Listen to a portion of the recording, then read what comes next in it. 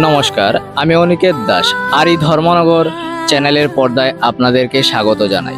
পুজো প্রায় চলেই এসেছে, তাই পুজো পরিক্রমা করতে করতে আমরা চলে এলাম নয়াপাড়া সার্বজনীন ক্লাব প্রাঙ্গণে।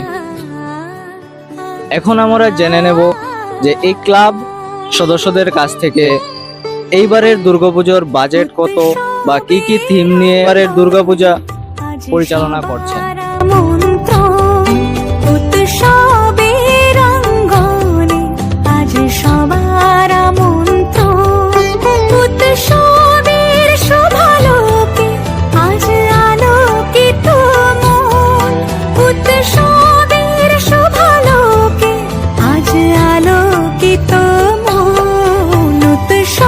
নেব স্যারের নামটি। স্যার, আপনার শুভ নাম?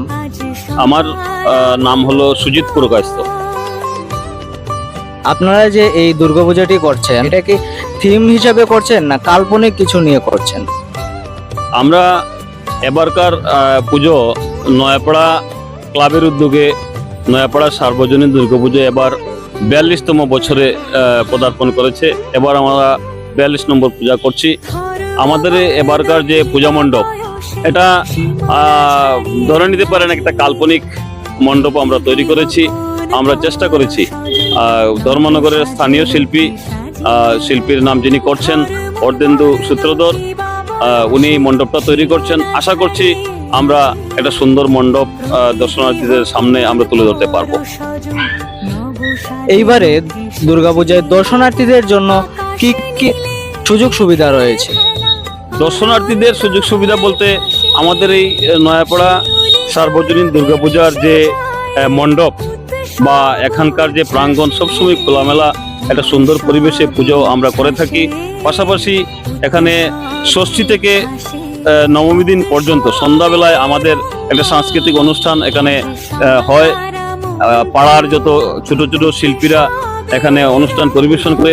তথাপি তার বাইরেও যারা প্রতিষ্ঠিত শিল্পী আছেন ওনাদেরকে আমরা আমন্ত্রণ জানাই এই আমাদের সাংস্কৃতিক মঞ্চে এসে ওনাদের অনুষ্ঠান পরিবেশনা করার জন্য। তাই এবারও থাকছে। পাশাপাশি প্রত্যেক বছরই কিছু এই সাংস্কৃতিক অনুষ্ঠানে আকর্ষণীয় দু একটা ব্যাপার থাকে, আমরা এটা আগে বলতে যাচ্ছি না। এবারও আকর্ষণীয় কিছু ইভেন্ট বা আমাদের পরিবেশনা থাকবে। উপলক্ষে ধর্মনগর তথা রাজ্যবাসীকে কি বার্তা দিতে চাইবেন নয়াপাড়া ক্লাবের পক্ষ থেকে? আমাদের ত্রিপুরা রাজ্য ত্রিপুরা রাজ্যের অধিকাংশ জায়গা বন্যায় কবলিত হয়েছে এবং এ রাজ্যের দরিদ্র শ্রেণীর মানুষ থেকে শুরু করে আপামর অনেক মানুষ বন্যায় ক্ষতিগ্রস্ত হয়েছেন। আমরা এবারকার পূজা তো সম্পন্ন করব, পাশাপাশি এই বন্যা কবলিত মানুষদের যাতে আমরা পাশে দাঁড়াতে পারি সেদিকে দৃষ্টি রেখে আমরা এই পূজা কমিটির পক্ষ থেকে বা নয়াপাড়া ক্লাবের পক্ষ থেকে আমরা মুখ্যমন্ত্রী তান্ত্রহীল তহবিলে আমরা যতটুকু আমাদের সামর্থ্য আছে আমরা দান করার চেষ্টা করব। স্যার, এইবারে দুর্গাপূজার বাজেট কত আপনাদের?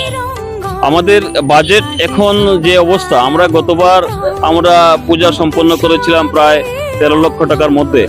এবারকার বাজেটের যে অবস্থা, বাজেট তো আসলে বাড়াতে হয় না, বাজেট এমনিতেই বেড়ে যায়।